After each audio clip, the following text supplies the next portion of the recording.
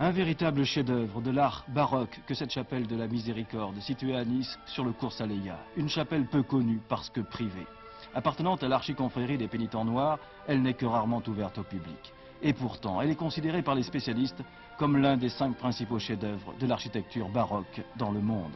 Sa construction est lancée par les moines théatins en 1740. Des moines qui ont fait appel à l'architecte piémontais Vitonne pour en dresser les plans. Ils veulent à la fois agrandir leur couvent et édifier une chapelle à la gloire de la Vierge. Mais pour construire cette chapelle à l'extrémité sud du couvent, il ne restait que 29 mètres de terrain. Et tout le génie de Vitonne sera de réussir à donner du volume à ce monument. Il a utilisé un plan ellipsoïdal qui lui permettait de donner une impression de grand volume intérieur, alors qu'en réalité les dimensions sont fort restreintes. Et c'est là un des premiers grands mérites de cet architecte. Le second étant la qualité de la décoration qu'il a imaginée pour traduire ses sentiments profonds vis-à-vis de la Vierge. On découvre dans cette chapelle les merveilles de l'art décoratif baroque. Un art qui se distingue par la richesse de ses fresques, de ses ors, de ses chapiteaux et de ses colonnades sur lesquelles joue la lumière.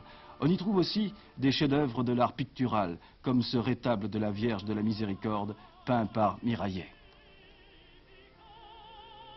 Le retable de la Vierge de Miséricorde, peint par le peintre Miraillet en 1430, est un des chefs-d'œuvre de l'art primitif du comté de Nice.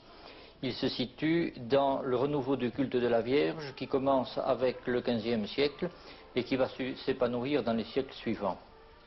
Autre chef-d'œuvre, cette autre Vierge de la Miséricorde, peinte en 1485 par Louis Bréa.